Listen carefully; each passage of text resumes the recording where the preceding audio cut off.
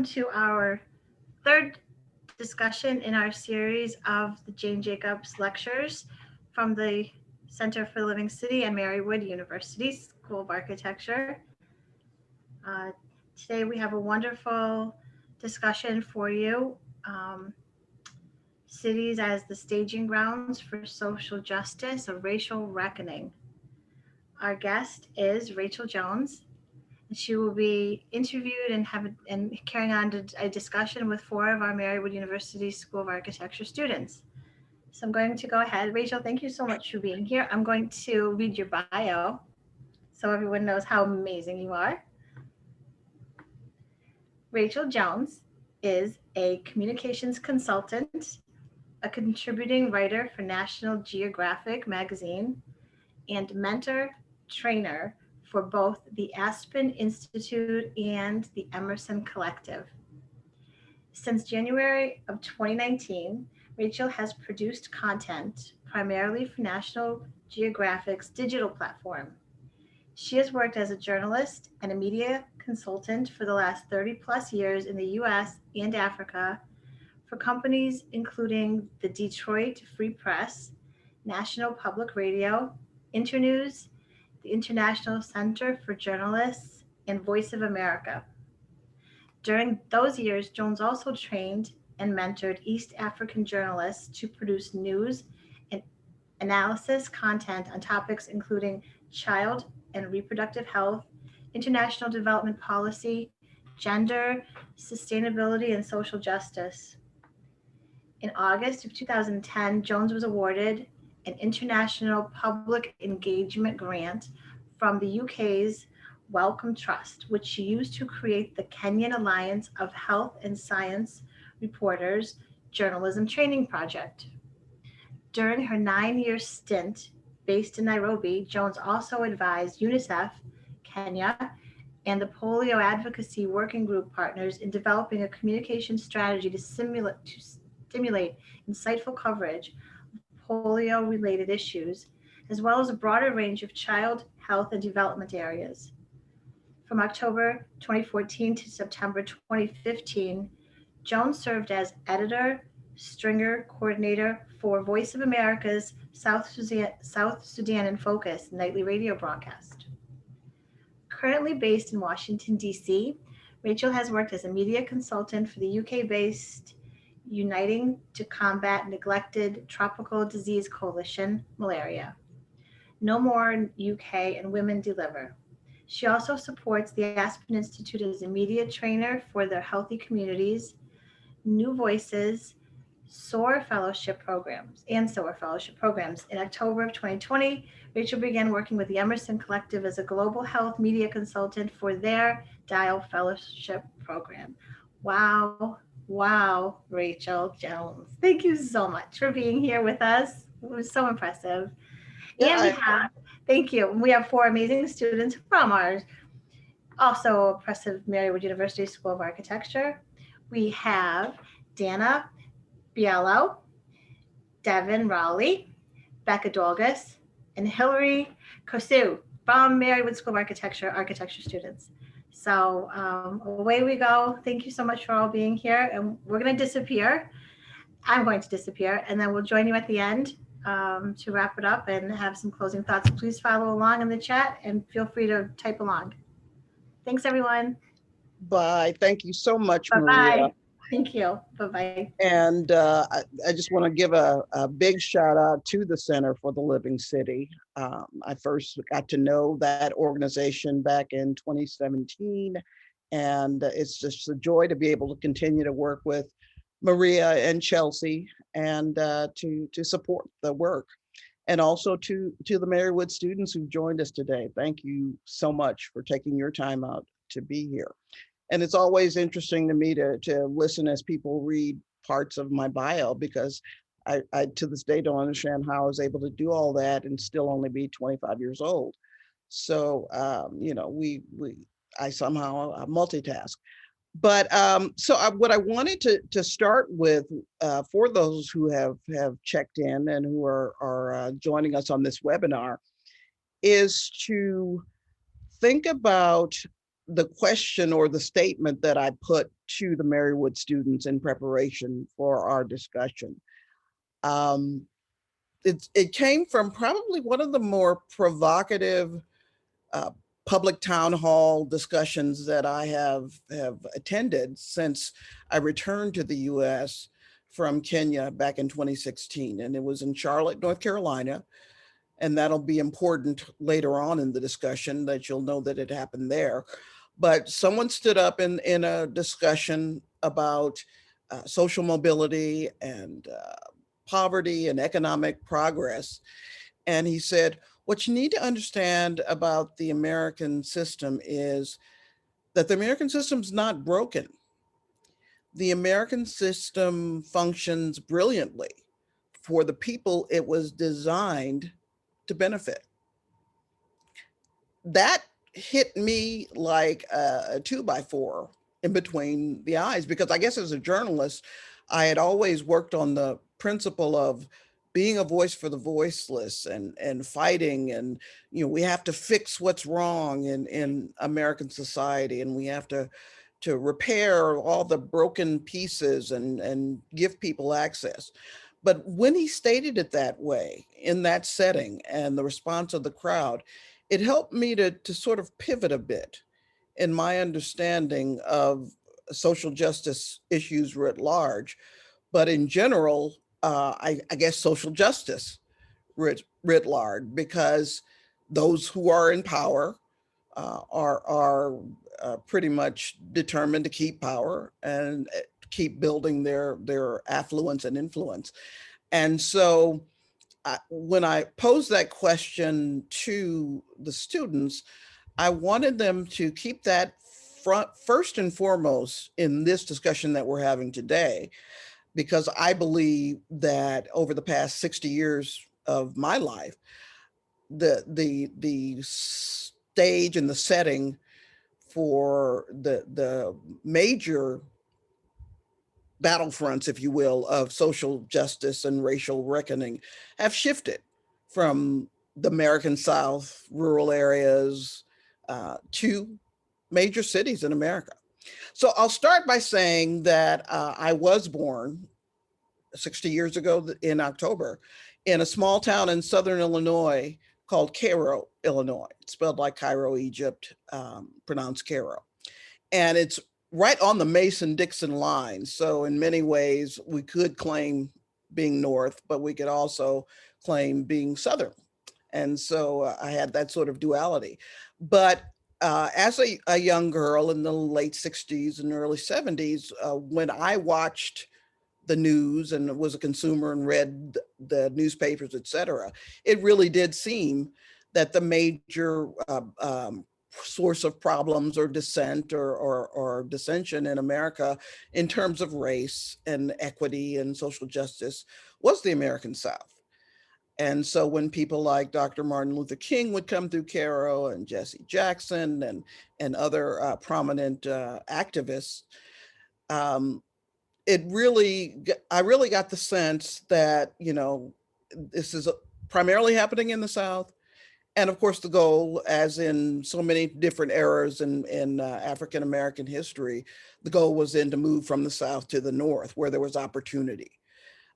The great migration of the 30s and 40s, which my grandparents actually were a part of, was to leave the repression and the lack of economic opportunities in Alabama, Mississippi, Louisiana, and those states, and to go to places like Detroit and Chicago and New York City and even in the West, when we think of the migration there, would be to Los Angeles and San Francisco and those areas. But really, again, the scenario was South bad, move to the North for opportunity.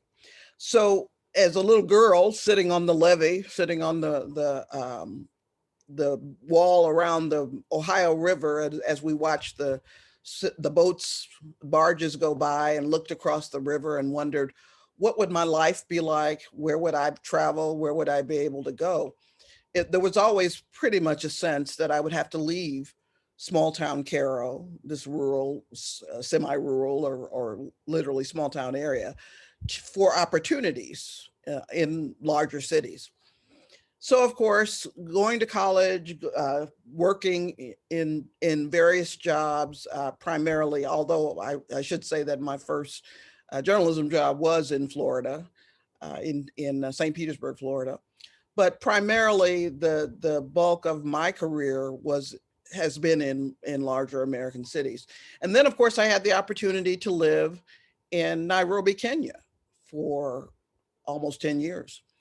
And so to understand economic inequity and injustice and how resources are allocated in another city on another continent was also an incredibly important opportunity for me to have. So again, skip ahead to my return to the US, and I landed in May of 2016, and a month or so later, there were the shootings of Alton Sterling in Baton Rouge, Louisiana, and then Philando Castile in Minneapolis, or suburban Minneapolis. And it just seemed like the beginning of, for myself, having been away for so long.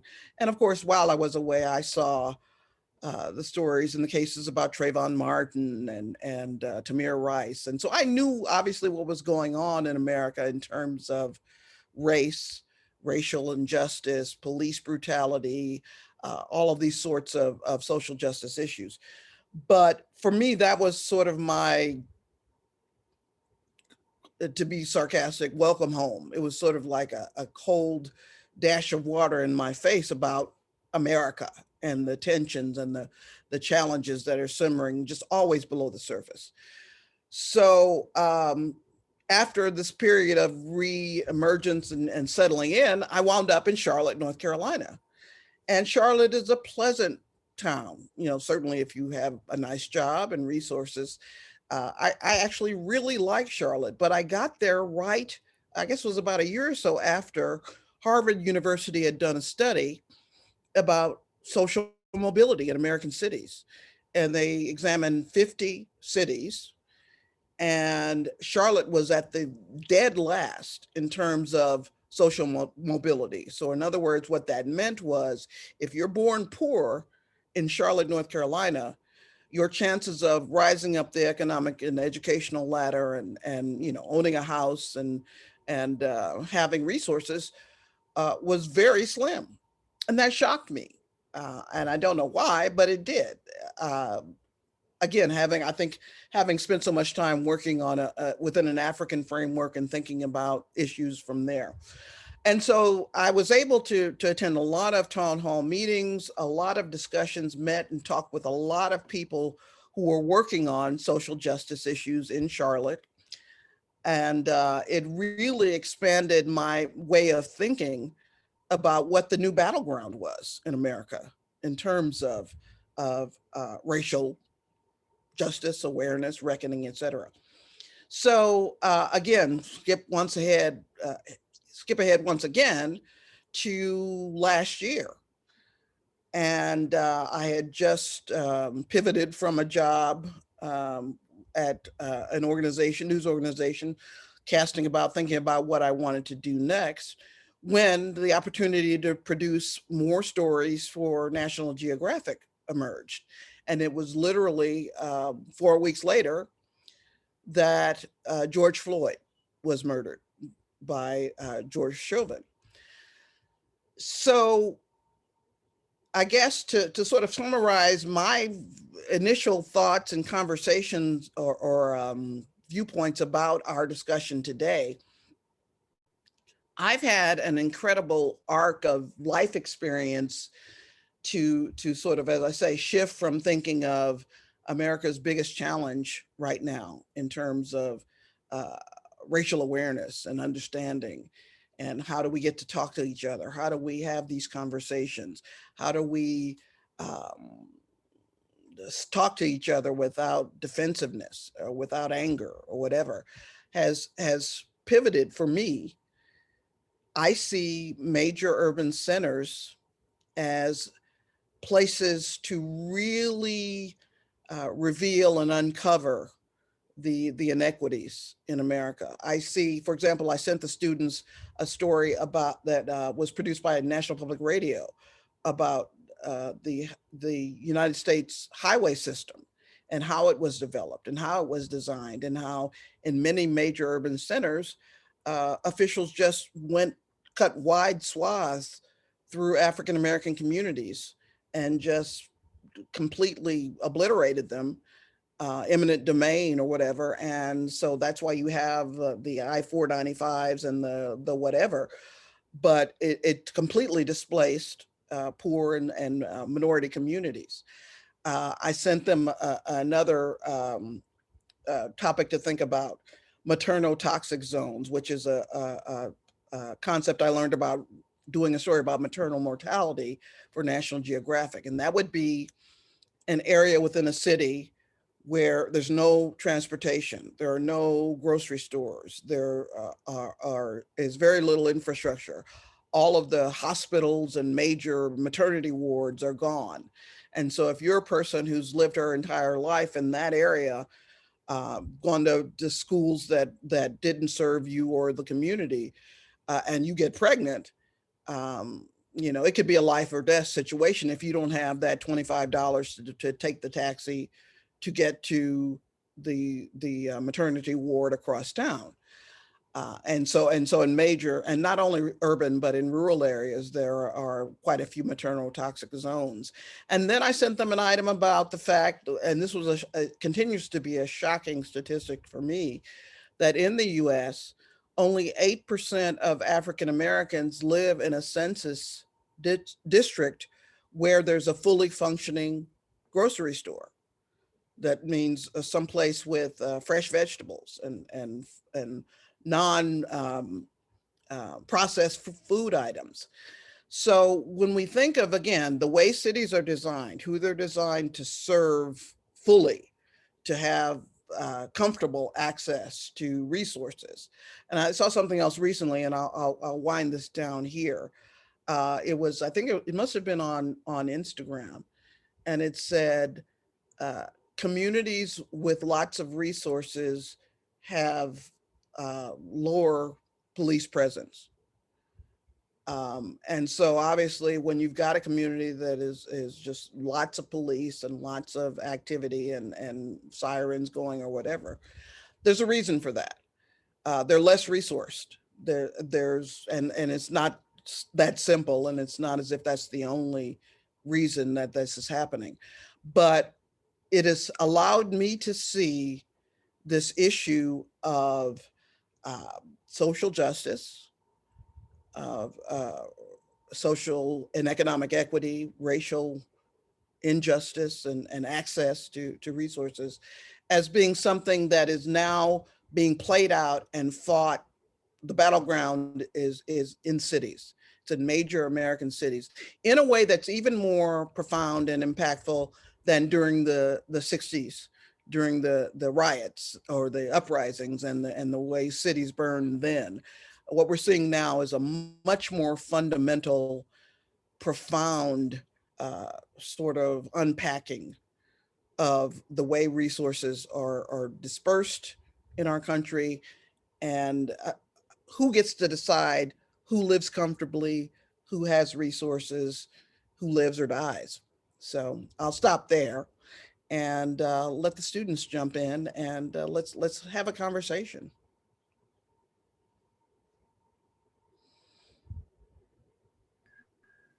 Hi, Rachel. Hi. I just wanted to start off with something that you just mentioned, which was social mobility in cities. This is something that feels so integral to urban design, though I've never had it discussed in any of my courses at Marywood. They tell us that you're going to move to the big city and make your way, when we know that's not the case. Us as designers, I feel like it's our responsibility to encourage and foster social mobility in cities. How might we as young designers start integrating that into cities as we become primary designers in the world of architecture? Wonderful question, because again, I can invoke my stay in Charlotte.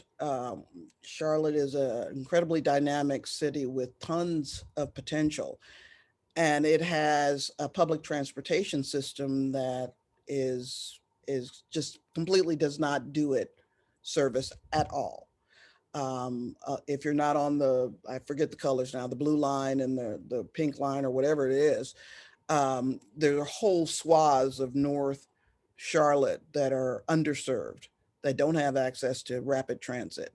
And so all of the things that could make Charlotte a world-class city are tied to public transportation. Now, the challenge there is that Raleigh is jealous of Charlotte for a lot of reasons. And you know, if we want to get even more granular, it's Charlotte is the one blue oasis, if you will, in North Carolina.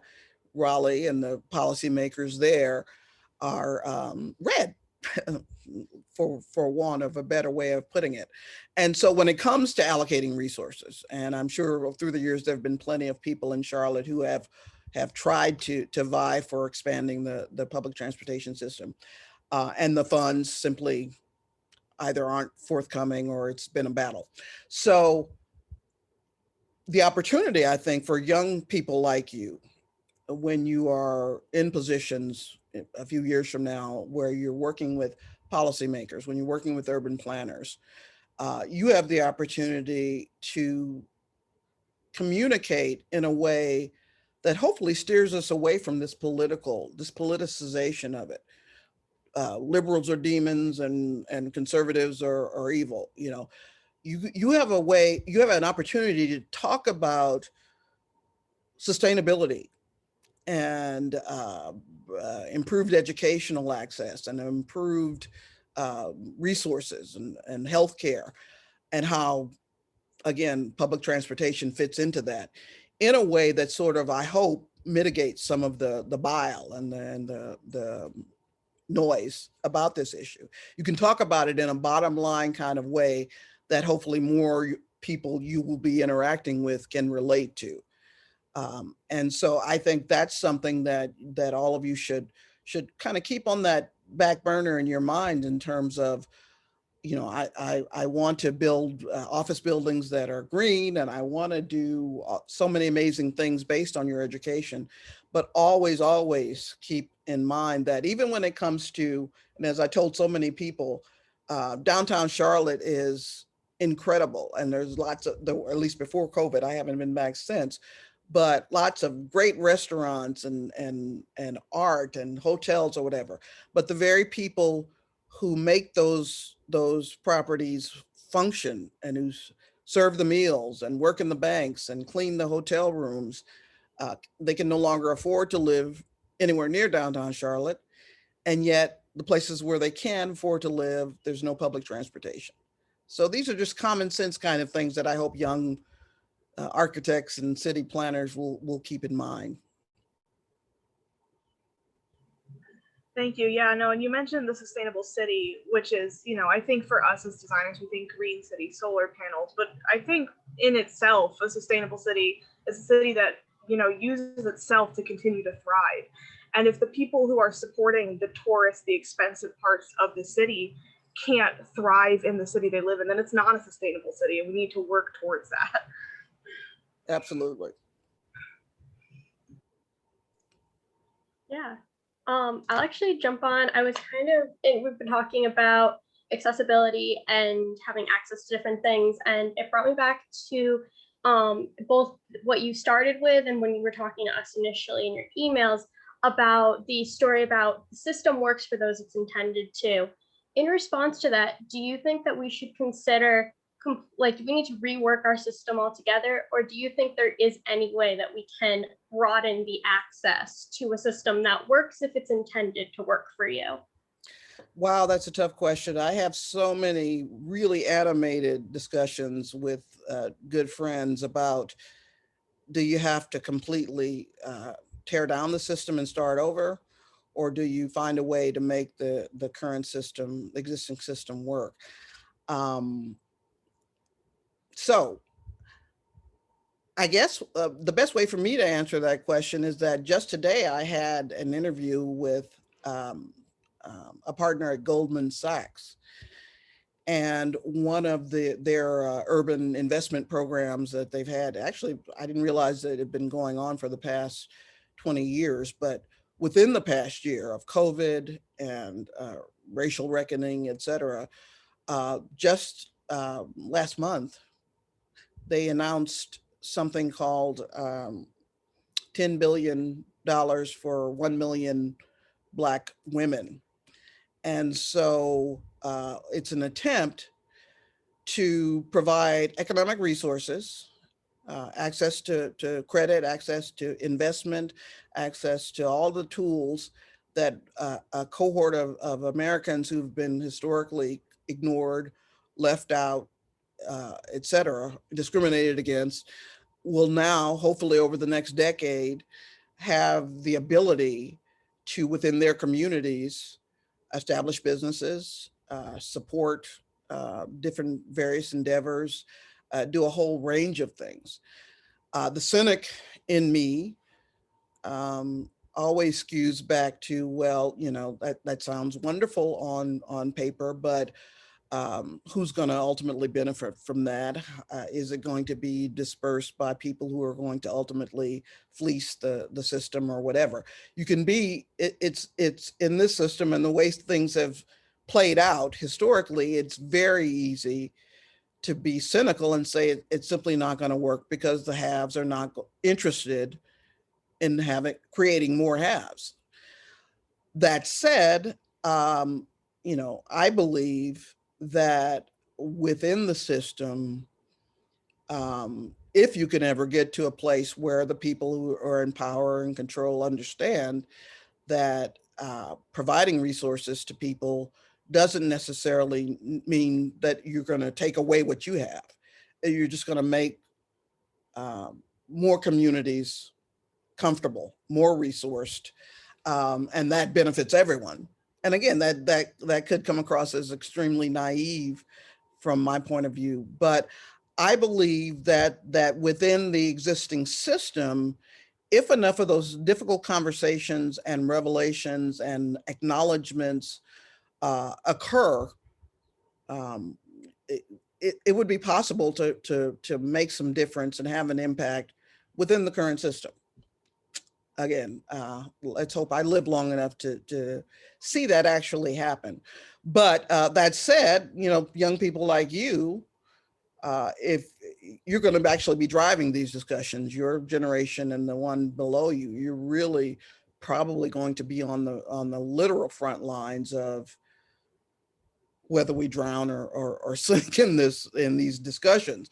And so you're really the ones that we will all have to turn to make the decisions about, do we tear it down, just burn it down and start over, or do we try to make it work? So I hope I feel like I rambled a bit there, but I'm trying to cover both bases in this discussion. Did that help? That was great.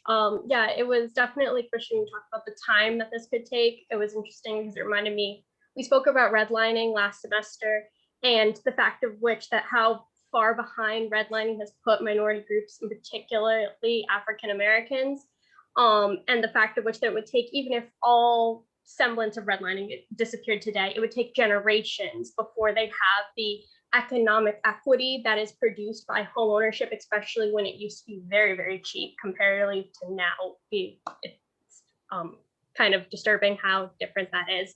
But you definitely kind of addressed some of those things. So that was great. Does anyone want to address? I see we have a question from the audience.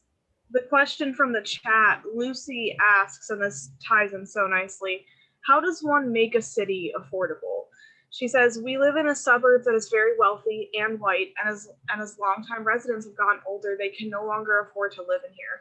A new low to moderate income family and individuals cannot afford to buy houses here and move here.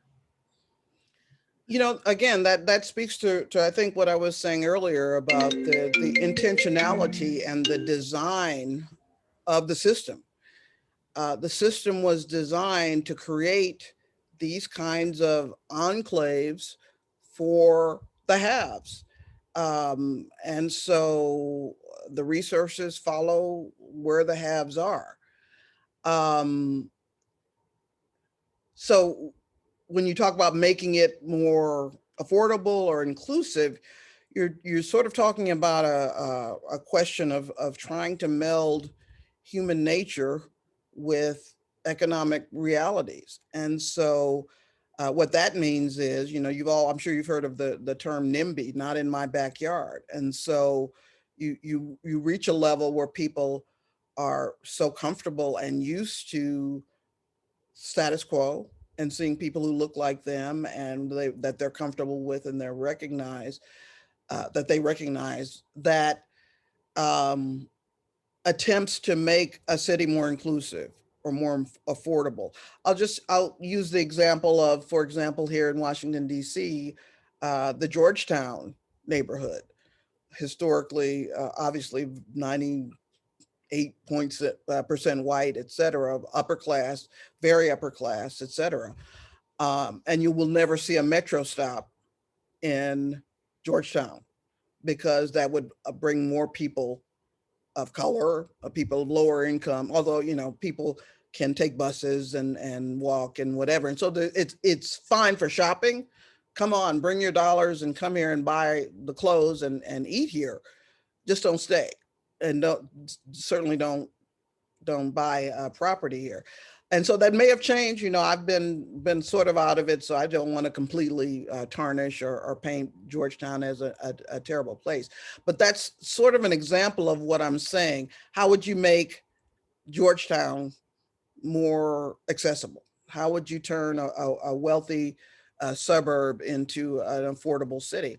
And the answer is that the people who live there and who make the rules there would have to have some sort of incentive or see some sort of need to have that happen and see it as being beneficial to them, to their children, to the community, et cetera. And unfortunately, I don't see it happening as much as I would like to see it happen, or perhaps that it should happen. But in general, again, I think that the discussion we've been having is, and I'll go back to Charlotte, if you want to make Charlotte more livable, you improve the public transportation, you also create affordable housing. It's a huge issue. And so, there were so many times on buses, I didn't drive in Charlotte. So if I was on a bus in Charlotte, I would interact with people who took 3 buses to get to their job. And so that adds 2 hours every day to before they even get to work and on the way home. And so how do you make downtown Charlotte more accessible or approachable or affordable for that person who is contributing to your economy, who's whatever? So it's a complicated question. I can't give you an answer other than, again, think of the common good and think of the functioning of the city as requiring all levels of people.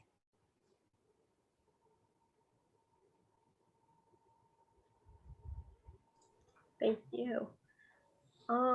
Here, so we have some even more questions from the audience. So we'll start with this one. Do you think people in positions of power and privilege ultimately have to give up some power and privileges in order to, for the collective community to achieve social equity? Well, I think certainly the way the conversation has been structured historically, there's some interest on the part of the haves to structure it that way, so that it's viewed as a threat. If everybody has health care, it's going to take away from my quality of health care, or I'm a trillionaire and I'll have to wind up paying for everybody, and that's not fair. So as long as the conversations are structured in such a way that one sector is going to have to give up everything so that the other sector can be comfortable or have equity, et cetera, then you're going to have problems and you're going to have resistance.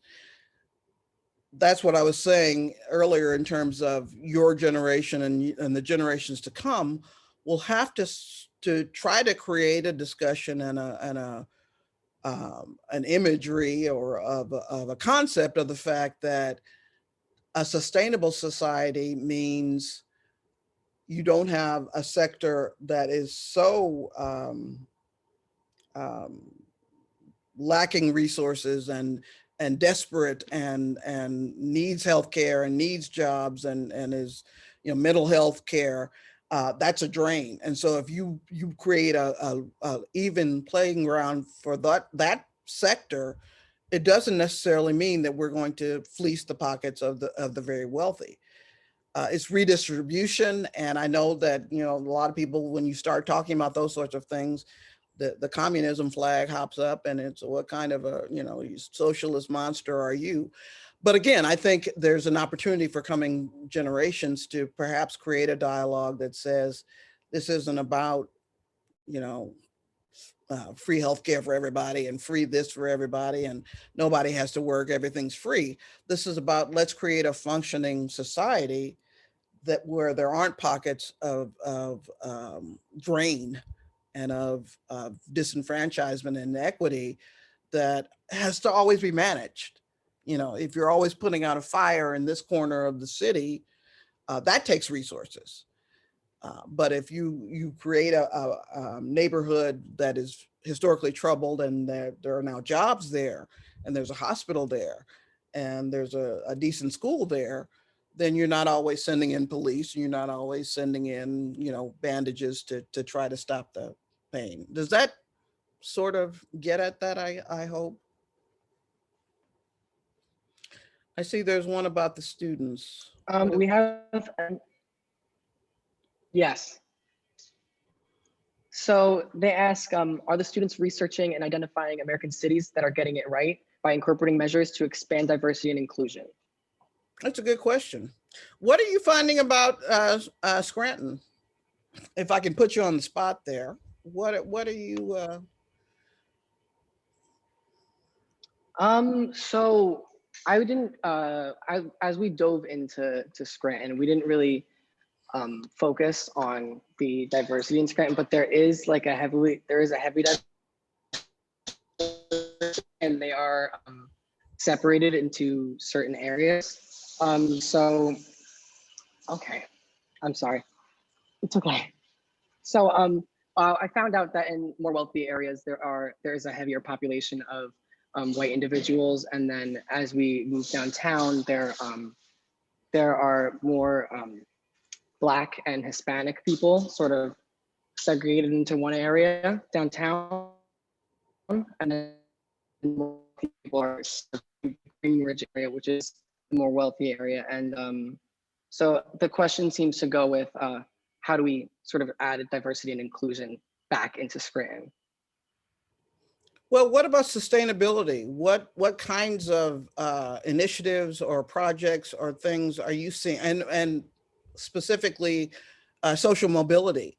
What's your take on whether or not the community is designed in such a way that people who are striving and who want to improve their education and improve their lot, what chances do they have? I can hop on a little bit. So there's kind of two sides here. So on the first level, there's some mobility. I'm starting to see that there's schools within the Scranton area that are designed especially for students who are coming from an underprivileged background, be it economically. There's actually one on Marywood's campus that is designed for those students to really have a chance to expand their education. I'm personally a big advocate that I think education can really help, because if we're informed, then we know what to fight for, essentially. So that's great to see in the Scranton area. The other thing that I've looked a bit into is actually the food deserts, based on a course that I took last year. Scranton is covered in food deserts, especially in those downtown areas, which Devin mentioned, where a lot of Hispanic and Black people live in those areas. So we've been kind of working on some different projects that are obviously all very hypothetical, but within the School of Architecture, I developed an idea for using like the rail system to create a kind of like mobile grocer that could come through and offer accessibility. So there's ideas happening, at least within the School of Architecture, that can kind of and we're recognizing those things. And I think that, kind of going back to what we spoke about earlier, as we kind of gain those positions of power and really find our voices and know who to talk to, I'm hoping that we don't lose that strand of like, we can do this, we have ideas, we don't need to be designing for 1% of the population. Enough is enough. Let's go forward with this. So I think that we're starting to recognize it. There's shifts are being made. It's nowhere near the level that it should be at, period. But it's definitely happening. And I think that we went optimistic hurrah for the moment. Well, let me put a couple of words into all of your ears. I don't know how much all of you know about the urban garden movement nationally, but during Aspen Institute Festival a few years back, I learned a lot about the growing collective of people around the country who are trying to address the food desert issue through growing urban gardens. I mean, a place like Detroit, where lots of empty lots, lots of places where buildings have been torn down and it's left bare. There's a growing movement of people who will go into those areas, set up organic farming, set up restaurants even. And it's not easy. It's something that you have to obviously deal with lots of zoning issues, lots of other kinds of issues. But it's, I think, a creative, sustainable, and very direct way to respond to the issue of food deserts, because people always seem surprised when you tell the statistic about people of color living near Whole Foods and whatever, and why does that happen? Well, the answer is those who have the loudest voices at the city hall and those pay the most taxes, however you want to put it, they're the ones that are going to get the full service grocery store.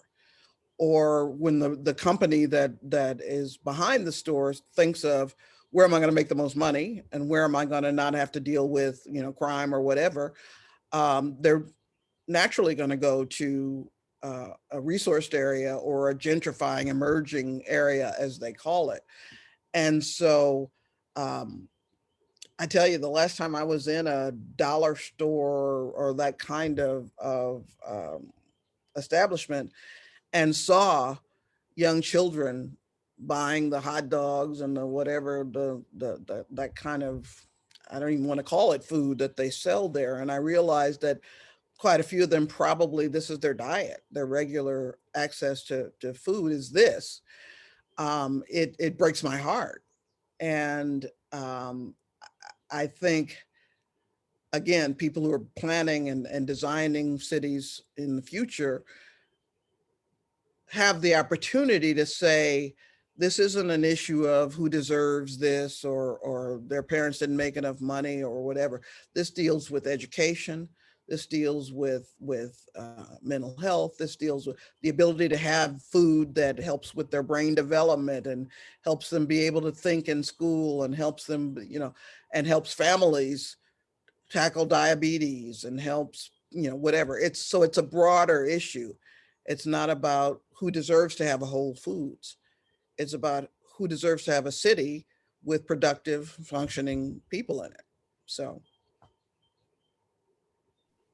It looks like we have another question here. Someone is asking, how do we bring awareness among the residents of a location where they have been exploiting the natural resources and have a few social inequalities among them, and also local governing body is ignoring at the same time? This is a hugely important question as well. And I fortunately am always able to think about a story that I've done within the past year. But I did a story about the issue of intersectionality in the environment movement. In other words, having people of color, disabled people, more people at the table when it comes to environmental issues. That is a quick answer, but it's definitely a part of the answer to that question, is to have more people at the table during these kinds of discussions about whether there's going to be green space. How are we encroaching on the I forget the term that you use, but if it's in a place like New Orleans, and the climate change is eroding and the water levels are rising, and who lives in the neighborhood that 5 years from now is going to be underwater, you need to have people from all walks of life, all backgrounds, all economic conditions, um, at the table during these discussions, not only just to advocate for resources, but to provide solutions, to talk about things in ways that perhaps the people who are at the policy table haven't thought about. And it creates a broader picture of the reality on the ground. It creates a broader pool of resources in terms of people who can help confront these issues and who can speak for the people who are most detrimentally impacted by it, or whatever. So, I know in some sectors it's, BIPOC is not always the answer, but 6 out of 10 times these days it is, because when we look in so many different sectors, and you look at so many different boards, and you look at so many different governing structures of organizations that we all know and heard of, um, quite honestly, very few of them have a realistic representation of people of color, uh, people from different age ranges, people from different economic backgrounds, uh, people of different ethnic backgrounds. If you've got one type of person making all the decisions and all the policy decisions and all of the decisions about how resources are allocated, you're going to continue to get the same responses. You're going to get the same results that you've had all along, if that's what you want. And again, that gets back to my original comment. If you're invested in keeping the system exactly the way it is because you're benefiting from it, then this isn't not only not going to occur to you, you're going to resist it. And you're going to say, this is more political correctness. And this is, I don't want to be bothered with that. But if you're thinking more broadly in terms of, again, that sustainable society, you have to have these discussions. So I guess to like bounce off of that, I'm wondering, how are we able uh, to incorporate the idea more without it seeming so forceful? How do you get two people that have different opinions, and how are we going to prevent it from happening again? Because most times, when things like this are trying to be incorporated, uh, sometimes, like you said, not in my own backyard, people will move out of that city. Like, how do we prevent those people who are absolutely just against it? And a lot of people could just be like, oh, just let the people who want to leave, and we'll just go with that. But how can we prevent people from leaving and continuing, like, the average person to continue to stay in their own city, even though there's such big changes on either side?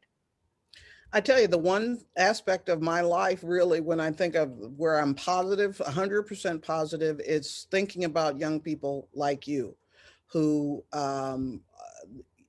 who are planning careers and planning futures for themselves, where these kinds of discussions don't automatically get your back raised up and don't get your hackles up. I mean, people from my cohort, half of us are already hardwired and we believe what we believe, and that's just the way it is. I believe that young people like you, particularly faced with some of the challenges that we have in terms of climate change and economic justice, I believe you have much, I don't want to say thicker skins, but you have much more of an ability to say, no, we can't walk away. We have to talk about this. I mean, you think of someone like a Greta Thunberg. I mean, I know that she has her detractors and she has people who believe one thing or the other. But I think that kind of energy has got to come from your generation. You've got to be able to say, no more. this is madness. We have proof every day of what this way of thinking results in. And frankly, I would like to see my grandchildren. I would like to have my grandchildren have something. I would like to have them have better health and better education. I'd like to have them be a little bit safer. If it's possible at all, it's going to have to come from people who aren't as married to the way things have always been, and who realize it's a fight for more than just my piece of the pie. It's a fight for our existence. I mean, I don't want to put too fine a point on it or make it seem too grand, but in many ways it is. It's, you know, you're all in your early 20s or whatever. You want to be here 50 years from now, 60 years from now, and you want to have a quality of life, and you want your children and grandchildren to have a quality of life. And you have seen enough of the impact. You've also not been burdened by so much of the baggage that we have, that you're going to be willing to go into policy rooms and sit across from each other and on Capitol Hill, or go to Davos, or do all the things that you're going to do, and you're gonna say no. I'm not backing down. We have to talk about this.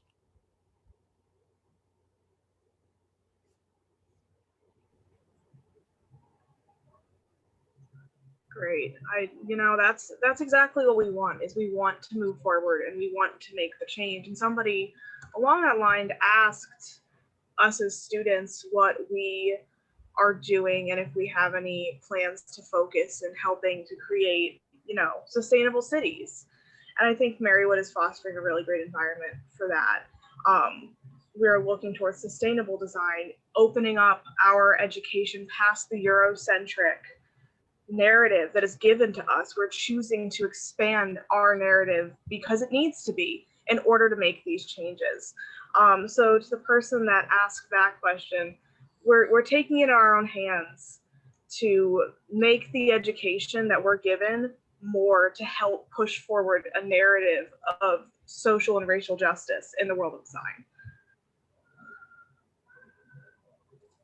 Yeah, and to springboard off of Dana's point, I think that what you're seeing in a lot of schools of design right now is a recognition that we're not trying to be starchitects. We're not trying to create the next big, beautiful building, and it doesn't matter if it is the least sustainable thing here. It has something about it that makes it whatever. We're trying to create, we realize in a level that we're in a form of a service industry. When you design something, it is for the people that you're designing it for, and it's not just for the single client. It's for the whole community. So trying to find ways to inject that sense of place, the sense of what does this place need, and not just from our perspective, but actually speaking to the people who will use it every day, has become fundamental, especially in our upper level education. And I can't imagine designing without that in mind. And I think you see it with us here today. You see it with just our understanding of Jane Jacobs and everything the Center for the Living City stands for. So I think all those things culminate in order to create informed designers that are willing to do the things Rachel is talking about. And I think that that is where we're going in the future. I think you've summed it up beautifully. For you, inclusion and having more people and more types of people at the table is not a point of argument. It's not a point of getting your back up and being defensive and, they're going to take something from me. That's where this optimism in me comes from. Your generation is much more comfortable with that and is much more able to say it's not going to work unless we have that diversity and that expansion of thought and access. So I'm encouraged. I really am hopeful in that regard.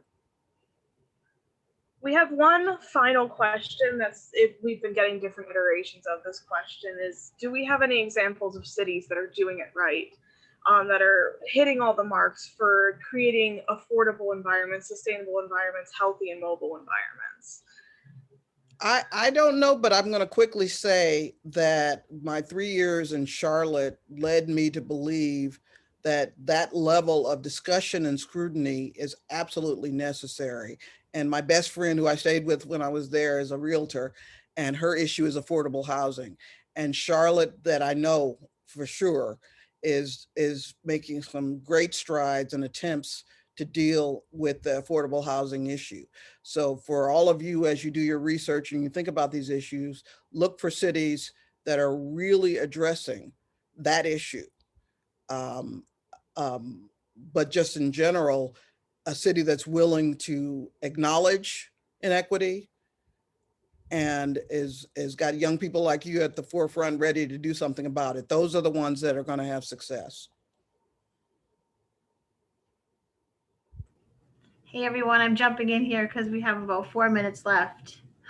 This has been such a wonderful conversation. I agree, Rachel. I think those cities that have this, any one of these students here in them are going to be the best places to be. I truly believe that. And I, over and over again, I feel exactly like you do, Rachel, that this generation is the answer. This is the one, this is the generation that's going to make some important decisions and help us say enough is enough.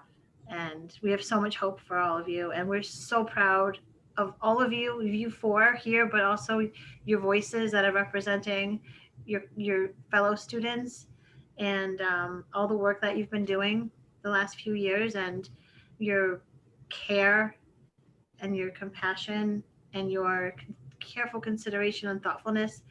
Please know that we just admire all of you so very much. I'm sure Rachel feels the same way. We're so grateful to you. And Rachel, thank you so very much for this conversation.